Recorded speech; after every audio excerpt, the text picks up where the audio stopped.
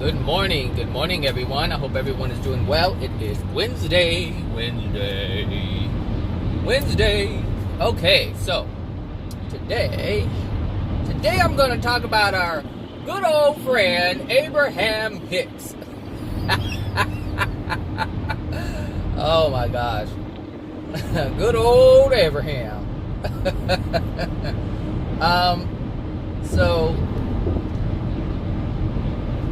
Sorry, I was putting on chapstick.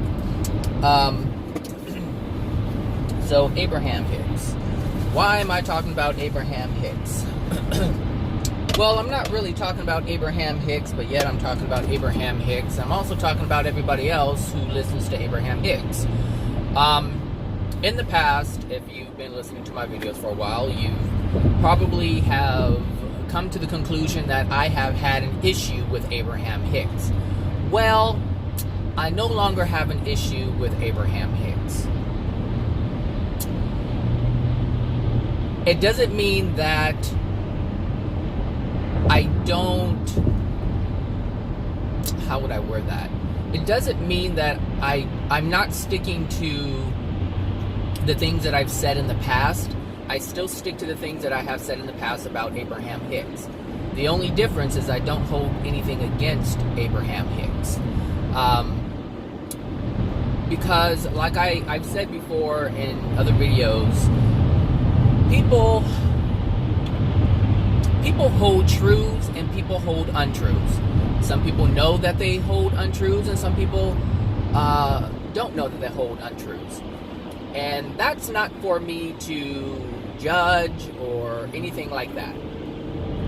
What's important is that I understand what the truth is and what the untruth is. It's really not relevant if I know someone is being untruthful or not on purpose or whatever. What's important is that I understand what the truth is. And for a while I've understood what the truth is. Now, I thank Abraham-Hicks, and I've said it in the past, I thank Abraham-Hicks for the information that he has put out there, or they have put out there, however you want to say it. Because Abraham-Hicks was the first spirit that I've ever listened to.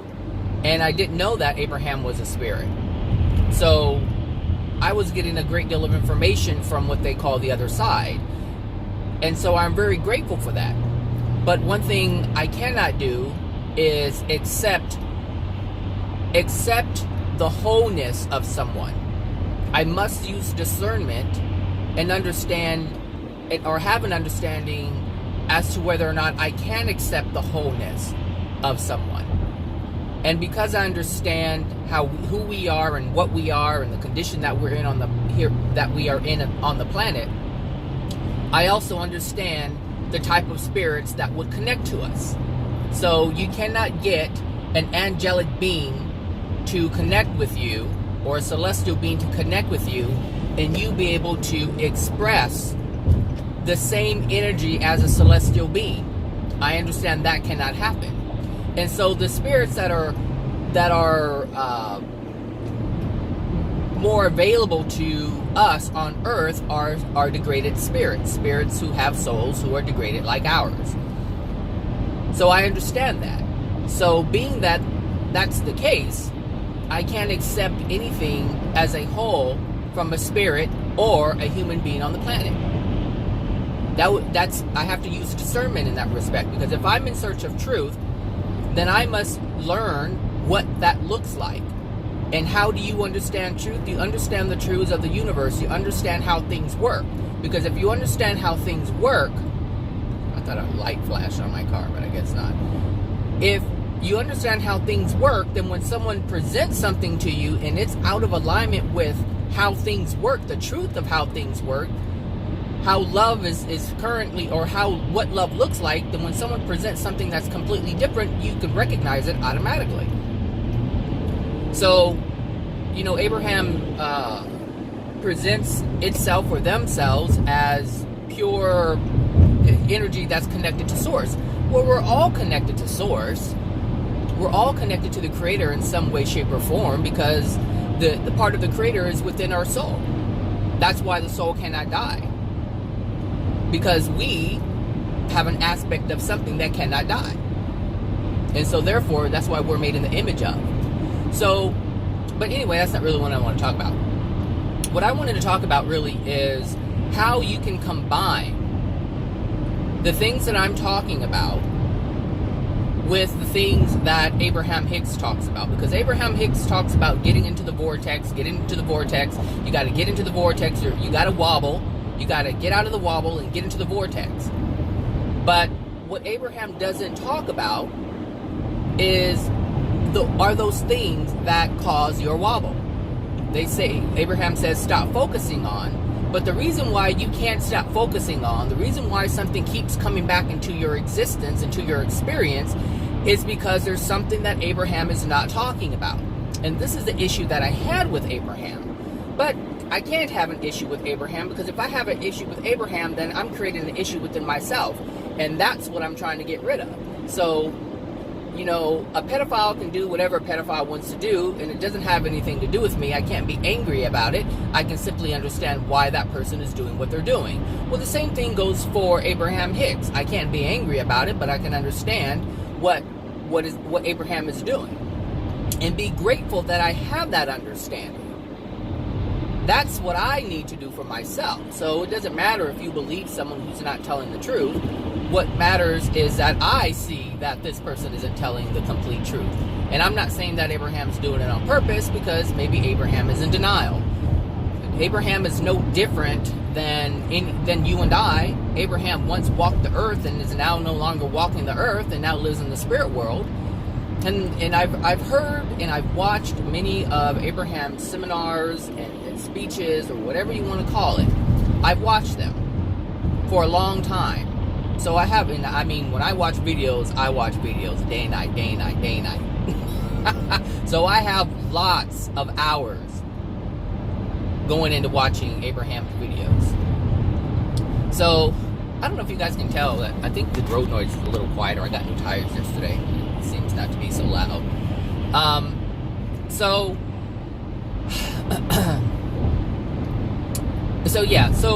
you know, when we're looking at Abraham and what Abraham is saying, Abraham is telling the truth, but only an aspect of the whole, I guess, part of the pie, if you will. Abraham is talking about a slice of the pie. Yes, you can use your thoughts to change how you feel and how you think. That is absolutely right, because that slows down the momentum that Abraham is talking about. The problem is, you can slow down the momentum, but always understand that the wobble will be there. You will always have a wobble. And sometimes people get to a point where, like, if you're making YouTube videos like myself, if you're making law of attraction videos and things like that, what happens is, if you're not willing to see the truth of what's going on, you'll create a facade. And I've seen this in people's videos where they create the facade. You know, they're like, oh, law of attraction, this worked out for me, that worked out for me. You know, this is how you do it, everything's working out great. But they're not telling the whole truth. They're not talking about the other aspects of their lives, and they don't have to. They do not have to do that. But if someone was completely honest, they would put their life out there completely. And that's what I'm trying to do, is trying to talk about the things that go on in my life. You know, everything is not roses, and the things that I talk about, like I said, I listen to my own videos and I recognize something, and then that gives me an opportunity to correct it. So, and it's only because I have a desire to correct it. So it's not by chance that I speak about the things it's not by chance that I'm speaking about the things that can help me, because I have a desire. And who has the answers? We have the answers for ourselves. That's why it's so beneficial for me to make my videos, so that I can hear my videos. I need to hear myself speak. I need to hear myself say things. Because if what we do, and I told you that my mother, you know, used to put herself last and put everyone else first. So as I make videos to help you, to help other people have more clarity, to have an understanding, that doesn't mean that I have that same understanding and clarity. I may have it mentally, but it's not on a soul level. And this is part of the issue. So I'm working through that. And so lately I haven't been making as many videos because when things come to mind, I want to make a video or I want to post it on Facebook or put it on Instagram, and I'm like, oh, this is great, let me share this. And now lately what I've been saying is, don't do that. Just sit with it, feel it for yourself before you give it away to someone else. Allow the gift that I'm giving to benefit me. Give myself the gift first before I give it out to everyone else. And there's a difference in terms of how I present material, how I present things. When it's coming from my mind and when it's coming from a deeper place, when it's coming from my soul. There's a complete difference in terms of how I talk about it, how I express it. There's just a difference. I notice it. I don't know if some of you notice it, but I do. And again, that's what's important, is what I notice for myself. So, oh, no wonder everything was so quiet. My ears were plugged. Anyway, so the wobble thing that Abraham talks about are the things that are within your soul. And Abraham never talks about that. And it's interesting. It's not interesting, like I completely get it. I get it 100%. I understand why, or the reasons why this is going on with Abraham. Because Abraham, like I said, was a person who walked the earth. I don't know when Abraham died. I don't even know if that's his real name or her real name. All I know is that whoever is coming through and channeling through Esther once walked the earth like you and I did. Had a regular life like you and I did. Had a physical body like you and I do. That's what or who Abraham was in the past. So how Abraham presents himself, it doesn't really matter because I know the truth. Abraham could say, oh, we're part of a collective energy, or we're part of this, or we're part of that. Fine, so be it. But that doesn't change the fact that Abraham has a soul. And so Abraham also has pain. Because I can tell you, celestial beings will not come through and do what Abraham is doing. A celestial being, meaning a soul who has no emotional injuries whatsoever, will not come and do what Abraham is doing. If that were the case, celestial beings would have been here a long time ago trying to put things right. That's not happening. We have to figure it out for ourselves. A degraded soul, or souls within a certain that are not at one with God or celestial beings, these beings have to figure it out for themselves because they're part of a group. They're part of a group who needs to heal. And so, being that we have done this to ourselves, we have to undo this to ourselves. Unless we specifically ask for help, meaning from a soul level, and then we'll get our individual help. But it's never presented as a whole like that. Ever. But because I know these truths of the universe, I know the laws that make this true, I understand where Abraham is. And so this is why, again, I say I cannot accept all of Abraham, I should say. I have to use discernment. And so I do believe a lot of what Abraham says, but I cannot believe it wholeheartedly. And there's a lot of people out there who just live, breathe, sleep Abraham-Hicks. And like I said, there's nothing wrong with that because it's their life. That's their experience. And they're going to have to figure out the truths that I've already figured out. But it's on their time when they're ready to do that. I was just simply ready to do that a lot sooner. That's all. But that doesn't mean that I don't accept some of the things that Abraham says. I use some of the things Abraham says. I understand the law of attraction. More so than how Abraham presents the law of attraction. So the law of attraction isn't something that, you just get in the vortex and it happens. The law of attraction is happening whether you're in or out of the vortex. And the thing is, whether you focus on it or not, it's going to happen. Something is going to happen because the universe is responding to the feelings that are within you. The feelings are not in your mind. The feelings are coming from your soul. How do you feel about something? You can feel great about it, but you can also have a contradicting feeling within yourself.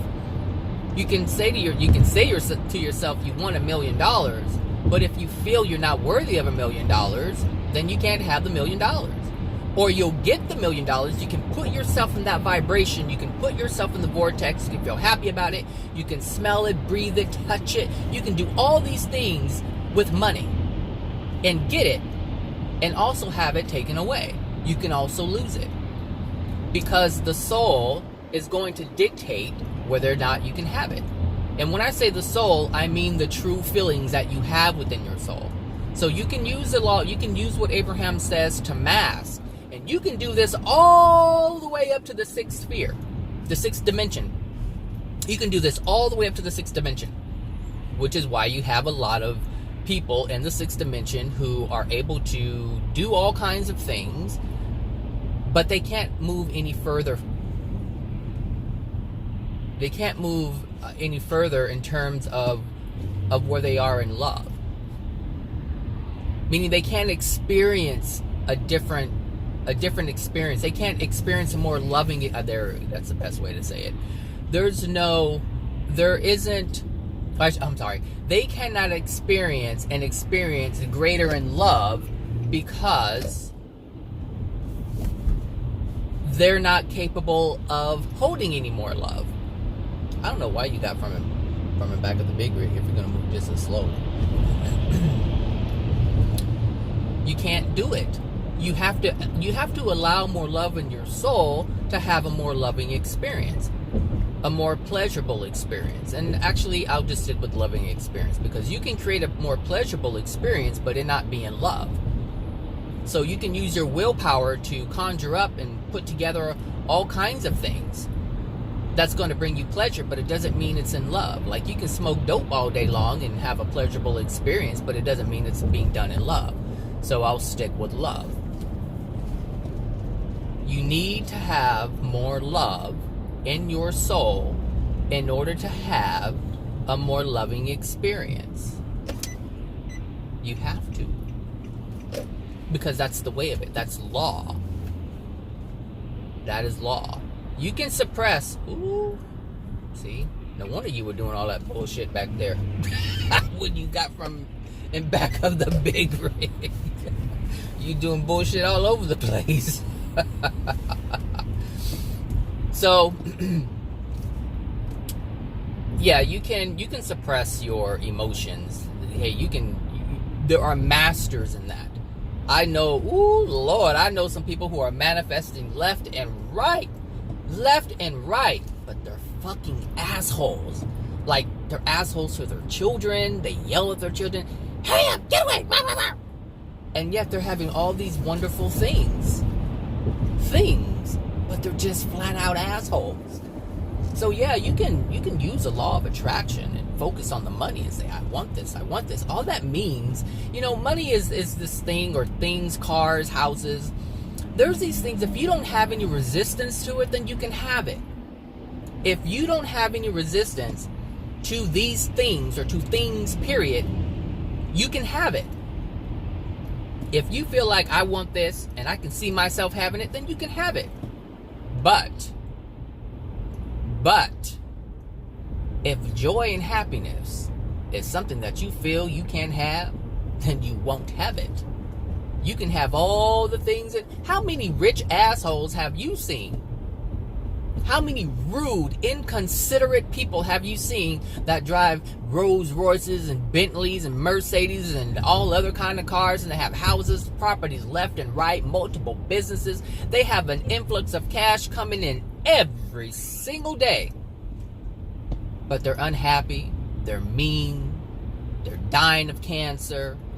They got this, that, and the other going on within their being. They're falling apart. Their heart's shutting down. Yep. You can walk around with a $10,000 fur coat on and still be falling apart. So it doesn't matter. The things that don't matter, that it doesn't matter. So you can use Abraham-Hicks and manifest all the things that you want. You can manifest your lattes and your Mercedes-Benz and BMWs, but that's not going to change your feeling experience. Because that wobble that Abraham talks about is coming from your soul. And being as that's not any of your concern or focus, it's going to come up and bite you in the ass all the time. Your wobbles will always be there whether you have money or not. Your wobbles will always be there whether you have a big house or a car. Your wobbles will always be there. Oh, these tires are grippy. I like them. Vroom, vroom. I like them. I like them. Yes, they are grippy. They're almost too responsive. Like I barely turned my wheel and we're moving. Swerve, swerve. So, you know, it's a good feeling to not have anything against Abraham-Hicks, because that it frees up something within me. There's something that was locked up within me. Anytime you hate someone or dislike someone, you lock yourself up. You just lock it up, and you don't know it. You don't really feel it. You're not really aware of it. But when you get rid of it, it's like, wow, I was doing that the entire time. What the hell was I doing that for? And this is all part of learning and using discernment and understanding. Hey, should I be doing this? Should I not be doing this? You know, it doesn't help me to dislike someone because someone else is believing their bullshit. And that's what I'm okay with. I'm okay with other people believing other people's bullshit. What I'm not okay with is me believing in the bullshit or me being angry at the bullshit. I can't. Because if I let go of that, that means I don't have any bullshit swirling within me. And that's my only goal. That's my only concern, is to clean this up over here. Mr. Bradley's soul. Everybody else's soul, that's your business. Your soul, your business. What you got swirling in it, your business. Do whatever you want with it. You can bang it around. You can put all kinds of shit in it. You can take the shit out. That's up to you. That's your choice. That's your free will choice. And I'm okay with it. I'm getting out of the I know at some point I'll probably stop making these videos, because honestly I could be doing something else with my time. I can listen to things that you know, better myself. I can do all kinds of things, because it's not my responsibility to save the world or anybody else for that matter. And I'm like I said, I'm beginning to be okay with this idea. It feels more comfortable. I used to feel like I have to make a video. Now I'm like, whatever. I'm like, I don't feel like it today. I started a video yesterday and I felt my being. I'm like, I'm not feeling it. Like I was in a mood. I woke up in a mood. I'm like, and just the thought about finding a subject to talk about, I was like, this is a lot of work. And if it's a lot of work, I'm going against something. I'm trying to force something and it's not really happening in my being.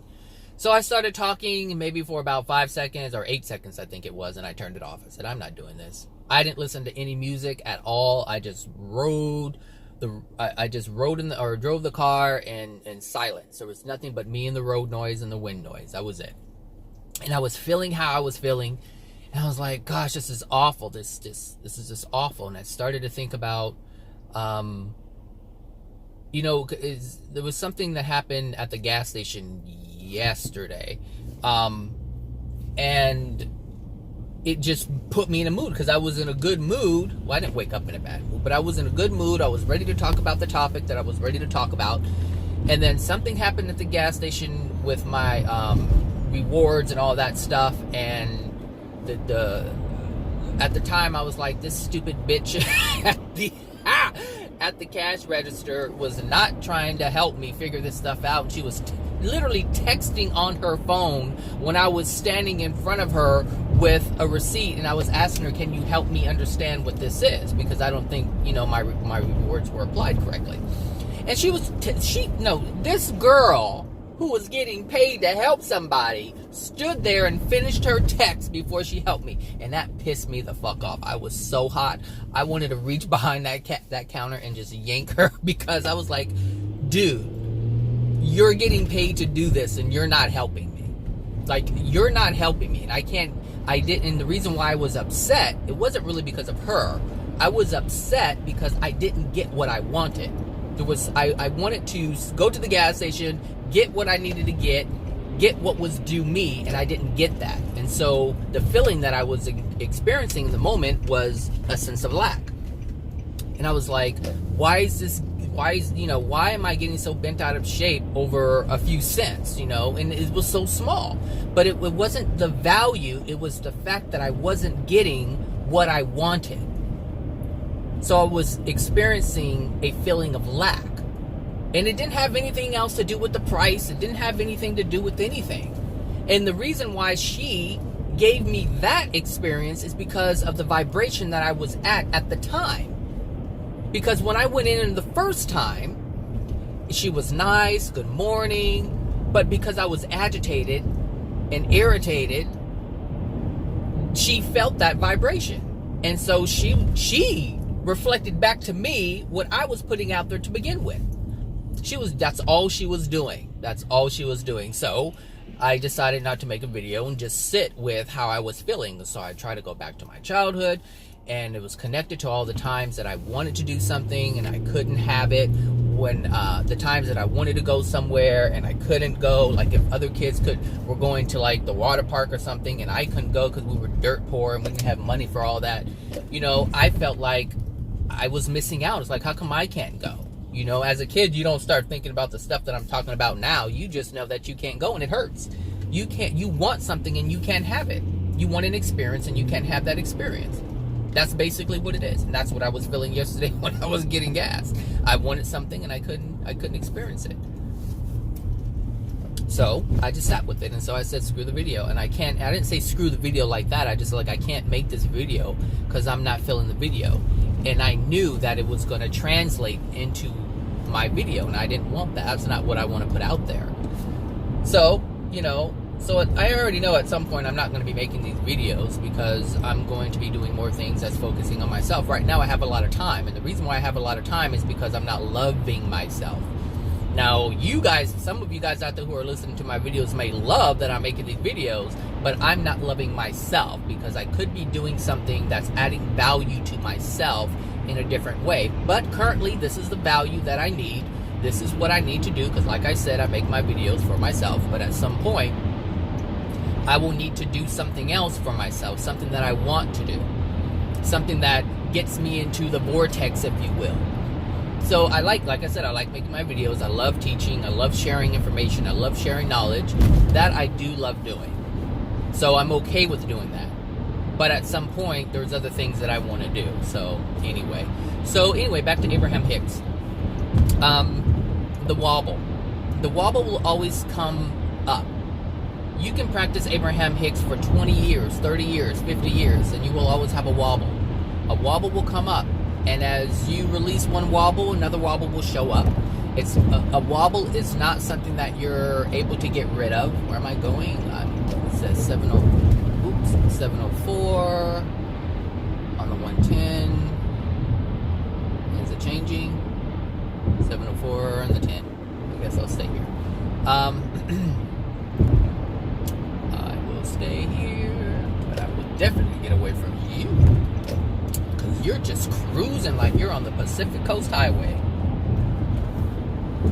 And I'm not on the Pacific Coast Highway. I'm on the Santa Monica Freeway.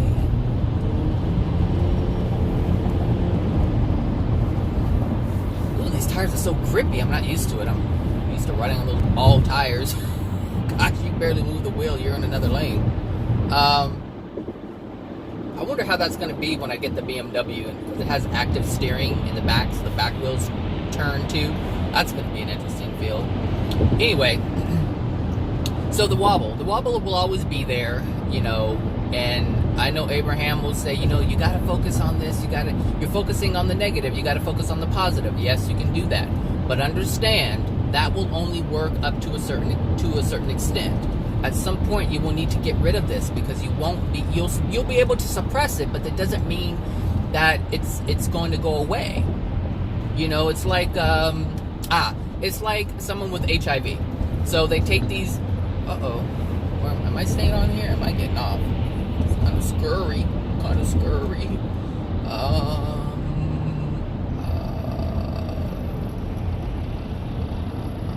think I'll stay. I think I'll get off here. Someone with HIV, they have to take medication in order to suppress the virus. But once they stop, it comes out. It starts manifesting.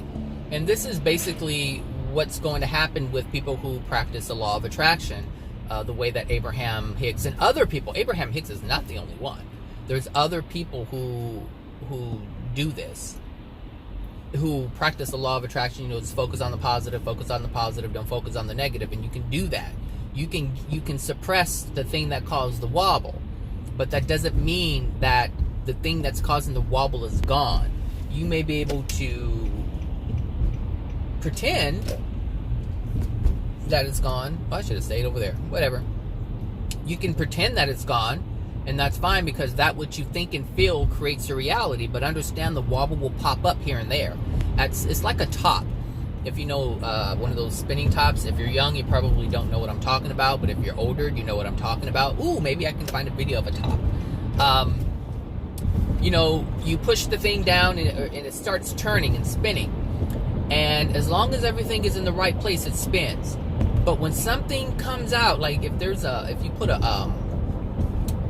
you put something in the top, if it doesn't stay in the middle, it throws it off, and that creates the wobble in the top. And this is the vortex that Abraham is talking about. You want everything it's in the vortex, is what it is. But the way Abraham is explaining it really doesn't match up to what I'm saying. But if you can picture a top, if you can picture a vortex, as you throw something in the vortex, it creates a wobble in the vortex. And this is the thing. The thing is, you're always in the vortex. I mean, really, you're always in it. It's just, are you in the one that's stable, or are you in the one that's having a wobble? That's really the question. So as you introduce something to the top and it throws it off balance, it has a wobble to it. It will always show up. It will always show up. And if you look at a top, and I'll try to find a video so you can see it, because it happens all the time. All the time it happens. A top can be in perfect, in a standstill position, and yet be spinning, and I don't know how many revolutions, but it's just spinning. But every so often you'll see it kind of wobble, and then it'll come back, and then it'll wobble, and then it'll come back. It'll wobble, and then it'll come back. And the reason why it wobbles is because the force is shifted. Somewhere there's like within the top, it's not completely perfect, and there are like imperfections in the actual physical top. And as it's spinning, it's like the weight that's greater will kind of bring it out until it gets back into that sweet spot. And that's just how we are. And before you know it, as it slows down, the wobble becomes more increased or more intensified, and then before you know it, it just stops and it falls to its side because of the wobble. But the wobble's always going to be there because the imperfection is still there. And so if you can picture your soul as being this top that's spinning around and creating this vortex, right? If you can picture your soul being that, and as you change your feelings and thoughts about something, it will change the way the top is spinning, the way your soul is spinning. But every so often you'll see a slight little wobble. A slight little wobble. And that is the truth of your soul showing itself. And the reason why it's doing that is because the universe is designed to show you with your physical eyes, because the Creator has created the universe and the soul to work together to where the soul is always aware of itself. Or let me put it this way, because we have free will. The soul always has the opportunity to see itself. Only the opportunity. The Creator cannot force you to see something, because that would violate your free will. The Creator is only making it possible for you to see something. Only making it possible for you to see something that will benefit itself. That's all. But the Creator never forces you to see something. It cannot. That would be a violation of your free will. So you have to want to see it. And this is what I've had to do, is I have decided that I want to be a better person. That's all I want to do, is I want to be a better person. I want to be a more loving person. I don't want to hurt anybody. I never wanted to hurt anybody, but I understand that the things that I did to hurt people in the past were due to the pain that I was experiencing that I didn't know, or I didn't want to deal with. I didn't know how to deal with. I wasn't taught how to deal with it. So if you're parents and you have children, this is the time. This is the time to change. The things that the things that your parents passed on to you, this is the time to change that. Change that cycle. Change it up. Allow your children to help themselves, because if you don't, they're going to experience what you've experienced. You know, you hear people say, "Oh, I have cancer. My mom had cancer. My grandmother had cancer. Blah blah. You know, my dad has cancer. His dad had cancer. Let's see. I have heart failure. My mom or my dad had heart failure. My great-grandmother, they all had heart issues. It runs in the family." Well, yes, it runs in the soul family, because it's passed on from soul to soul to soul to soul to soul to soul. So, of course, your ancestors had it, but it get transferred to you at conception. There was nothing wrong. Look, let me just put it this way. If you have cancer today, if you have some kind of heart condition, if you have some kind of diabetes, if you have, it was already written that you would have it. It was already determined. You were going to have this before you were born. It was already pressed upon your soul. And the reason why it was pressed upon your soul is because your parents pressed it upon your soul. Oh, is there a car there? I thought there was a car there. Oh, it was, but it was moving. Your parents pressed it upon your soul, so therefore it was written upon your soul. It wasn't written upon your soul before you incarnated. There was nothing written upon your soul other than what God put into your soul, meaning your personality, characteristic traits, things like that. All the greatness and the goodness, all the things that God gave you, those were things that were there. You just were not aware of it. Awareness does not happen until conception happens. That's why you have the bodies. So the soul, which doesn't have any eyes or limbs, it's just energy in a way. It's just a container. It's an energy that holds emotions, that holds energy. It's an energy that holds energy. And it doesn't know anything. It's not aware of itself. It doesn't know that it's soul. It doesn't know that it's waiting in queue. It doesn't know any of these things. But as soon as it attaches itself to a body, it now becomes aware. Consciousness happens at that moment. At that moment, consciousness is happening. And so it needs the physical body and the spirit body to become aware of itself. And once it masters itself, its awareness of itself, and it learns how to manifest, and it learns love. This is why you can't have the soul union until whether it's the 22nd dimension or the 36th dimension, it really doesn't matter. But it's somewhere far away from where we are right now. But at some point, the two halves of the soul will come together, and it won't need the physical body. It won't need both physical bodies, the spirit body and what we call the material body. They're both physical bodies. We just see it. It's like the people in the spirit world see our bodies as kind of ghostly, and we see their bodies as kind of ghostly. And it's on purpose, because one world is not allowed to affect another world fully. But, meaning what that world is made up of cannot affect the other worlds. I knew this was going to happen, but if they hurry up, if they're not going to hurry up, let me hurry up. Hurry up, hurry up, hurry up, hurry up, hurry up. It's coming, the ambulance is coming. That would have been awful to be stuck at that light again. But clearly it was not written in the cards for me. It ain't written in the stars for me. So yeah, the world. So this, what we call our world, our earthly experience, cannot affect the spirit world, and the spirit world cannot affect this world. But what can is the soul.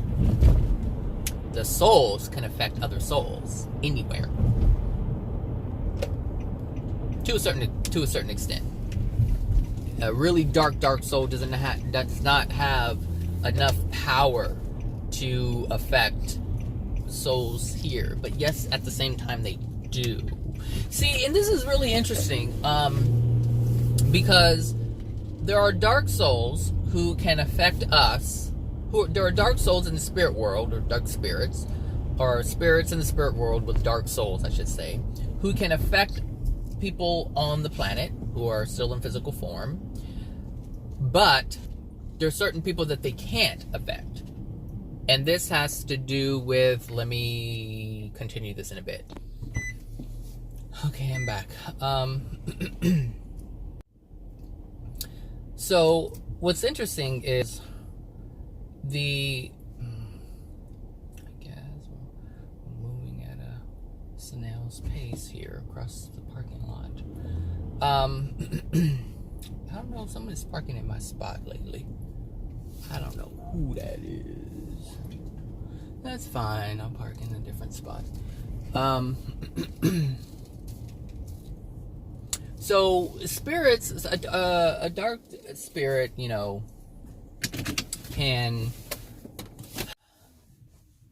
dark spirit can connect with a similar spirit on the planet.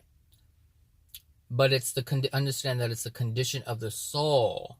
It's the soul affecting another soul on the planet that is of a similar vibration. Meaning the darkness that's within the soul, the degradation that's within the soul, like attracts like. And that's why a lot of people on the planet are hearing voices. They, people who have these mental diagnoses, where they're hearing people talk and they're telling them things. Well, they're not telling them things that are different than their soul condition. That's first and foremost to understand that the spirits that are allowed to communicate with us are of similar vibration. So if someone like Esther, if you understand Esther's story, then Esther has talked about her story and how she read the book Seth or something like that. Seth Speaks. And I think that's the name of it, something like that. I don't know. If you understand where she was, then you have a better understanding as to why this spirit communicates to Esther. It's just, we just have to understand, how this is happening. And not just how, but why it's happening. Why are things taking place? Why are things taking place? And why are certain spirits connected to other spirits? Like why certain spirits who are about aliens are connecting with someone who's interested in aliens? And the same thing with these people who have mental diagnoses. And they're like, oh, these spirits are telling me to do bad stuff.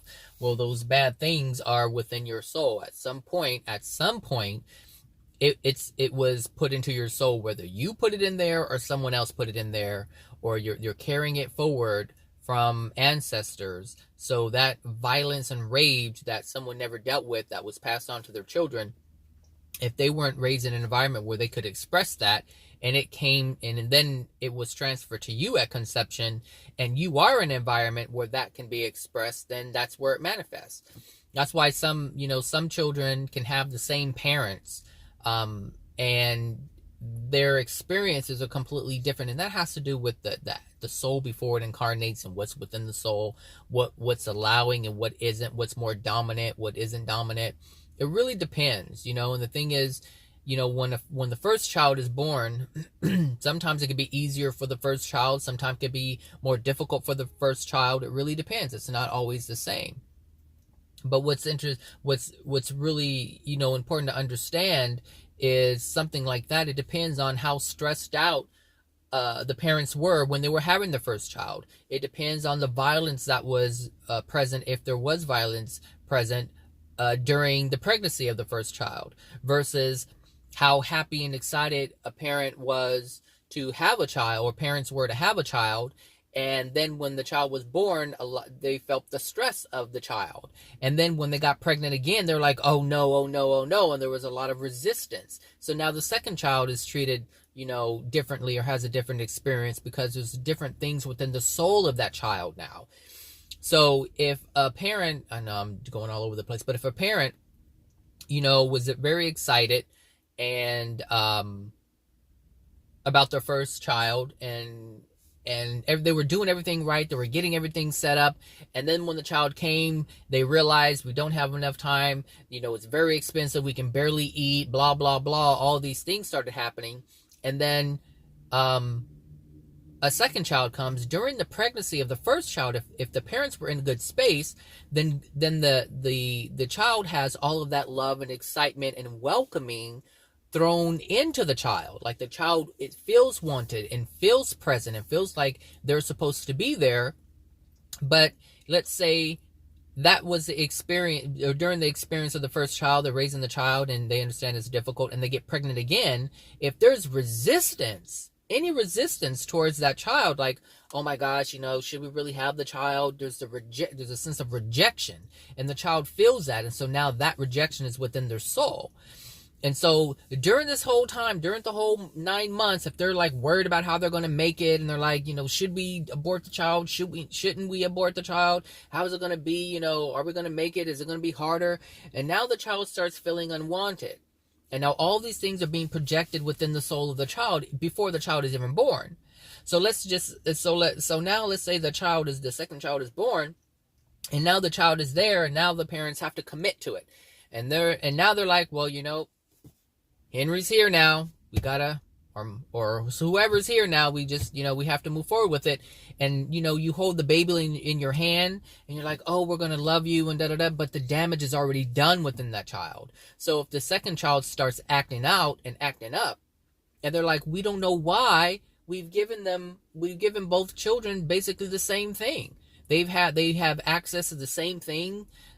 They've gone to the same schools, they've had the same love, but they're not looking at what was happening during the gestation period. They're not looking at the emotional injuries that were not only transferred to the child, but projected at the child after their own stuff was transferred to the child. And so this is what I'm saying. Like, people, when they look at families, they don't understand why things are. Maybe this should have been a completely different video on that alone. But what I'm talking about, my whole point is, have discernment. Be open to knowing more than what you know. It doesn't matter whether you've been listening to Abraham-Hicks for 5 or 10 years. There is more to be known. Abraham-Hicks does not know everything, and I'm not claiming to know everything myself. But what I am saying is that there is more to be had. There is more to learn. There is more to know. There is more to understand. The more understanding you have, the more powerful you are. So instead of just listening to Abraham-Hicks and not understand your wobble, listen to Abraham-Hicks, but also listen to something else so you understand the wobble. We understand the wobble is there. Abraham-Hicks acknowledges that the wobble is there, but Abraham doesn't teach you how to remove the thing that's causing the wobble. Abraham really teaches how to not focus on something that's causing the wobble, but they don't understand that the wobble will always be there to come back. So yes, you can shift your focus, because that's basically what Abraham is saying. Shift your focus, shift your focus, focus on something positive, focus on something happy. When you feel the wobble, focus, shift your focus. When you feel the wobble, shift the focus. If you can't get out of it, take a nap. It's always about deviating from what the universe is presenting to you. Understand that the law of attraction is working 24/7. It does not cease. It does not stop. So whatever you're feeling is part of your law of attraction. Whatever event that's coming up is part of your law of attraction. Everything was going fine. And then all of a sudden, out of the blue, we're talking about change. Some change. I mean, when I went to the gas station, we're talking about cents on a dollar. That's what we're talking about. But it took me out of the good feeling that I was having. And so I didn't want to ignore it. I could have ignored it. I could have said, whatever, it's just something that happens, and keep going. But what I did was I asked myself, why is this happening? Zach, something's happening. This is happening for a reason. Pay attention to it. Don't ignore it. Don't shift. So if I were a follower of Abraham, I would have naturally got out of the feeling that I was feeling and focused on something more positive. Focused that I was breathing. Focused on the fact that I was alive, and that, I'm able to have a car to put gas in, that I'm able to fill up my tank, that I'm able to go out and get breakfast and buy whatever I want to buy. I could do that, but I would have been doing myself a disservice. So yesterday I identified, even though I didn't release anything, it was close, but it didn't come out. But now I'm aware of it. And now I'm aware of it. Aware of it to the point where it's coming up now. Like I can feel it now. I remember the feeling. And this is important because this is I'm allowing myself to be aware of the wobble. Not just aware of the wobble, but what's causing the wobble.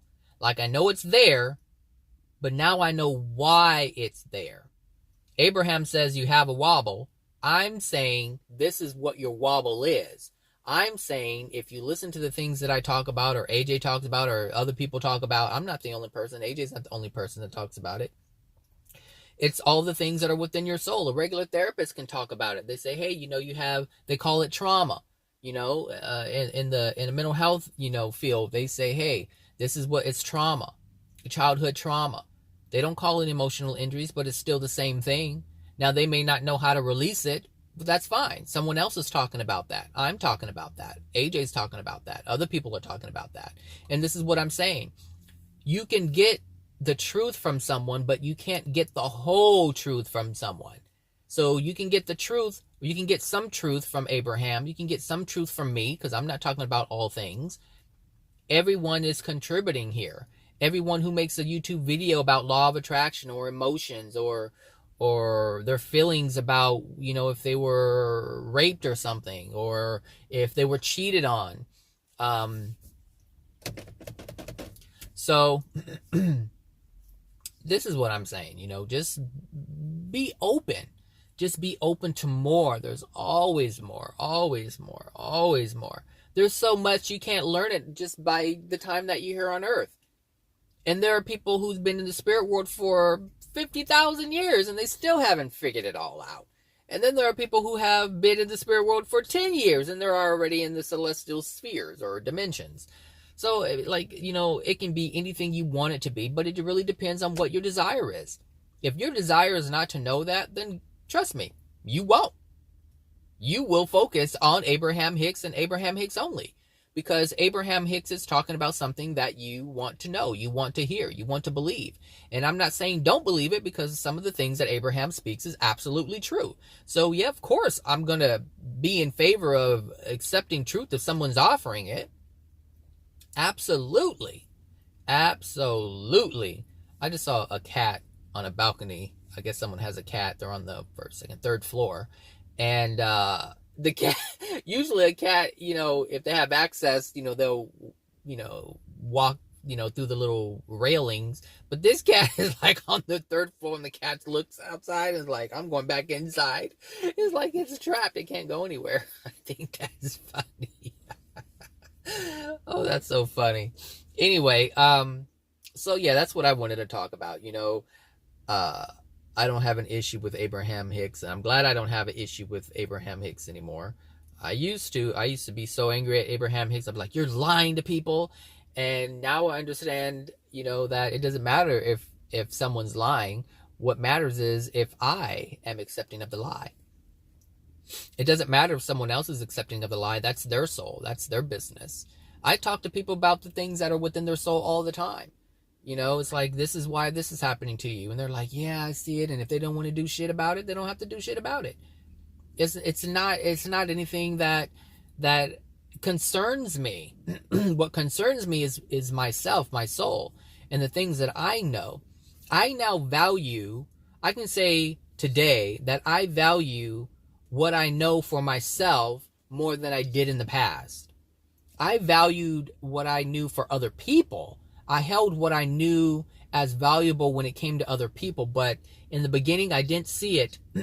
I didn't see it as being valuable or being a value for me. And that's why I'm taking more time out for myself, because if I'm going to heal myself, if I'm going to have a better understanding, then I need to apply the things that are the revelations that are coming to me. Those are for me. And before, I thought it was for other people. I was like, oh, I'm learning this, I need to share it. I'm learning this, I need to share it. And like I said, I've talked about my mom before. She was one of the types of people who wanted to help someone else before she helped herself.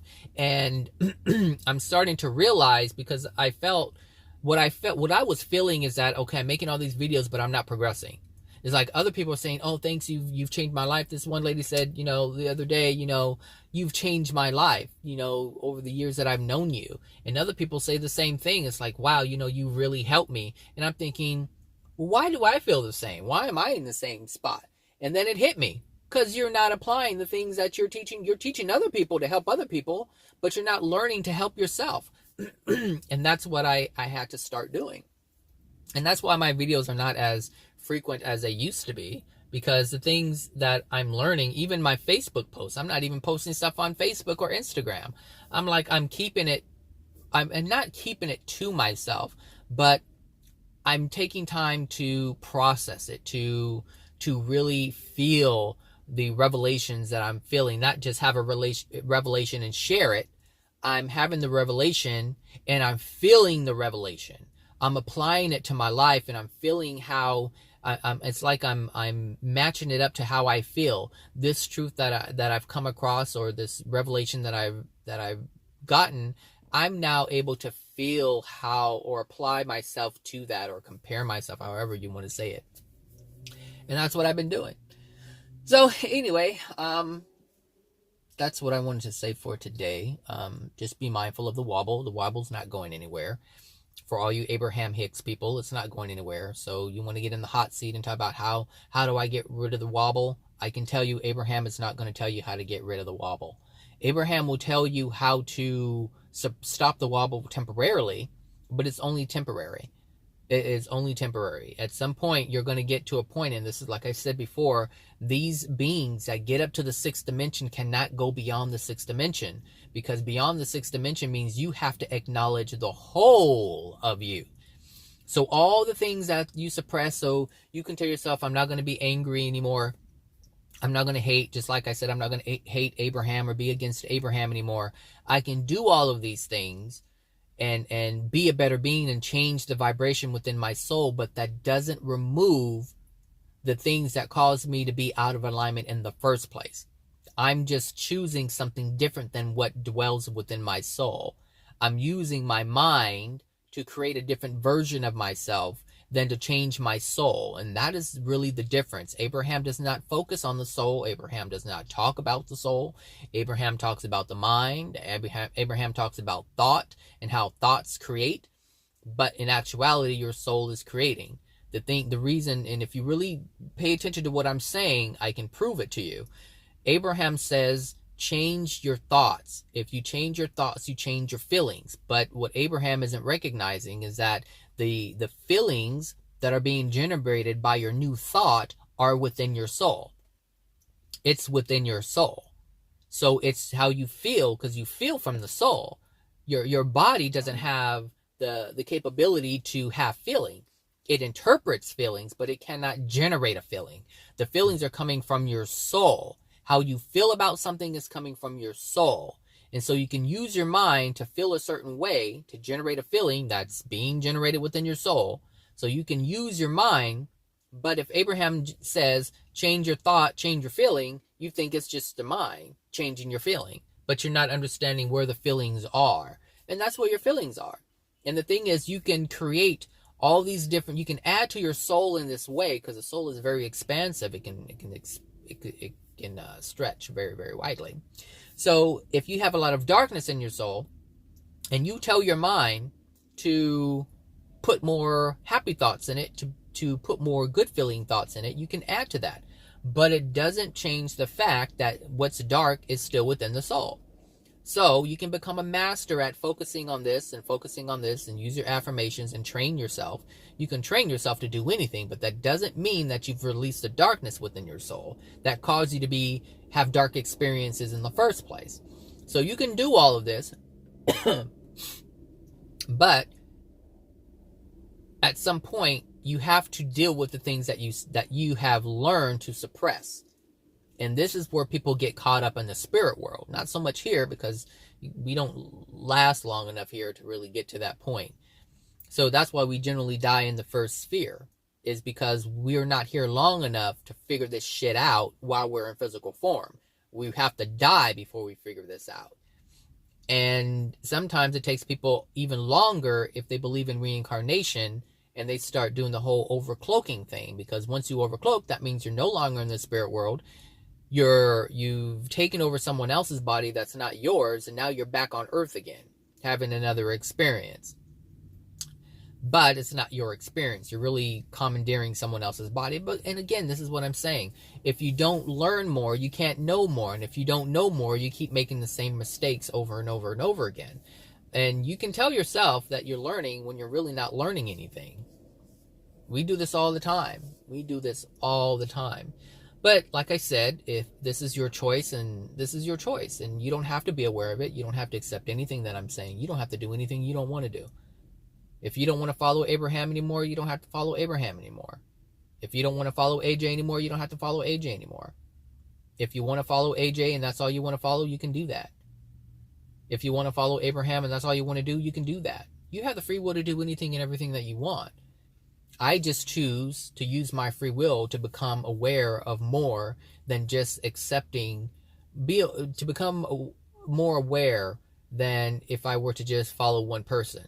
Because I know one person does not hold all the answers. So therefore, I must get the truth from various sources. And then when I hear contradictory things, it's up to me to use discernment to find out what is true and what isn't. And the thing is, if I truly have a desire to find out what that is, I will be presented with it. And that has been my manifestation for a long time. Truth. Like, obviously, that is one of the strongest desires that I have, because truth comes to me left and right. I can see the truth of what's going on. I can see the truth of what people are saying. I can see the truth of what people are feeling, even if they don't tell me, because I've always wanted to know truth. That is my desire, to know what truth is. Not to decide what truth is, but to know what it is. I'm not deciding what truth is. I'm discerning. Truth is already established. It's me walking up to truth, or walking up to truth and walking up to untruth at the same time, and then looking at it and saying, okay, which one is the truth? They're both presented before me. Which one is the truth? You know, when you date someone, you know, you can date 3 people, 3 women or 3 guys, and all of them say, you know, oh, I really like you, and I can see myself with you. The question is, which one of them, if any of them, are able to see who you are truly and accept who you are? Who wants to be with you for you? Who wants to be with you because of your money? Who wants to be with you because of your looks? Who wants to be with you because of your house? Who wants to be with you because of your motivation? This is what I'm saying. The truth. What is the truth? And if you want to know the truth, you'll be able to see the truth in anything and everything that people do and say. And this is a gift that I call it a gift, but it's really just a desire of mine. This is something that I wanted to see. This is just simply within me. And I don't know if God put it there. All I know is it's a desire to know what the truth is. So I take the truth that I hear Abraham speaking, but I have to disregard the untruths that Abraham speak. And that's not to fault Abraham, because Abraham is choosing. Abraham has the right to choose whatever he wants to choose. Esther has the right to choose whatever she wants to choose. If she wants to allow a spirit to speak whatever it wants to speak, then it can. And in the beginning, I believe Abraham said that Esther said she wasn't comfortable with all the things that Abraham was saying. In the beginning, I believe she said that. I believe she said in the beginning she wasn't comfortable speaking so freely, and some things wouldn't come out because she wasn't comfortable with what Abraham was going to say. But over time, Abraham became more comfortable with allowing Abraham to speak more freely. And so now Esther is out doing other things as Abraham is basically commandeering her body and using her body to speak. And this is what's happening. But in the beginning, Esther was present. Esther was so present that she would limit Abraham in terms of what Abraham wanted to say.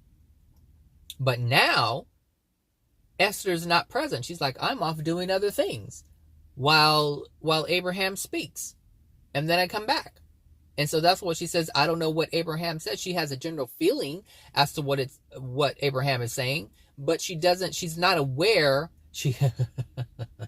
She's not as aware as she was in the beginning. So in the beginning, she was skeptical. And she was using discernment. She was like, okay, I'm going to allow this, but I won't allow that. Why won't I allow that? Because I'm not fully certain for sure for that, so I'm not going to say it, because I know that these people are looking at me as saying it. It's coming out of my mouth. It's coming out of my vessel. And so I need to be aware as to what's coming out of my vessel. But Esther is so trusting now. Abraham doesn't question anything.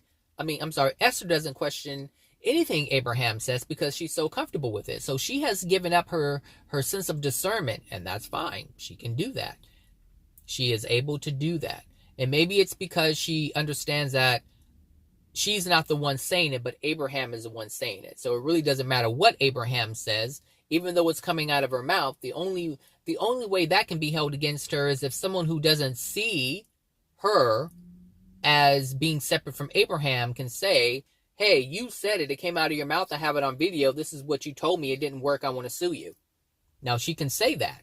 Someone can do that. But like I said, there's so many reasons why someone would or would not allow someone else to commandeer their body and use it fully like that. Some people allow their body to be used because they see the spirit as more of an expert and authoritative figure. They know more than I do. So I should shut up and not doubt anything that they say because they're in spirit. And some people believe that anybody in spirit is more better. They're more connected to source. Some people believe this. That's fine. They can believe it. If they don't believe that there's degraded spirits in the spirit world, they don't have to believe it. They don't have to know it. But I know it. I'm completely aware of it. And so I have to use discernment. The thing is, the way I see it is, you had your shot, buddy. You had your shot. When you were here a long time ago in a physical body, you had your shot. So for me to allow another being to use my body to speak whatever they want to speak, and me not knowing for sure if they're in a celestial spirit, a celestial space or not, no thanks. No thanks. This is my body. I'm here. This is my time. I choose. I discern. It's me. This is my time. They had their shot already. But if I want to use my body to co-create or collaborate like that, then I can. And I do that every day if I really look at it. Like, I'm sharing things that Abraham has shared. I'm sharing things that AJ has shared. I'm sharing things that Mary has shared. I'm sharing things that I've heard from Reverend Ike. I'm sharing things that I've heard from Bob. I'm sharing all kinds of things. So it's not like everything I say is my own. It's a mixture of things, and I'm deciding, I'm discerning. But I'm using my being to do it. I'm not allowing someone else to use their being to use my vessel in order to speak. I'm choosing to speak their words. So there's a difference. There's a whole difference. But I will not give up. And this is probably one of the reasons why I couldn't channel or wanted to channel and I couldn't do it a long time ago. I'm not willing to give that up. I'm not the type of person who's willing to give up control. I want to have control over my body. I want to be able to say, and for someone else to come in and say what they want to say, no. Especially if I have an issue with someone talking for me in a meeting. If at work, I don't like when people talk for me. I'm like, I can speak for myself. Thank you very much. So it's just, like I said, it's how you look at it. It's all about how you look at it. Like I said, I'm not saying Abraham is this, that, and the other. I'm not Abraham anymore. I understand it. But what I did want to really point out is that wobble thing. I talk about the emotional injuries. I talk about the darkness within your soul. I talk about the things that will allow you to not be in a wobble permanently. Abraham talks about how to be in the vortex temporarily, because Abraham's not talking about the things that's kicking you out of the vortex, which is what Abraham refers to as a wobble. Emotional injuries are the things that cause your wobble, and hopefully I will do this right now. We'll find a video of a top so you can see what I'm talking about, and you'll see the slight wobble for you youngsters out there. All right, so have a great Wednesday, everybody, and I will talk to you guys later. All right, bye now.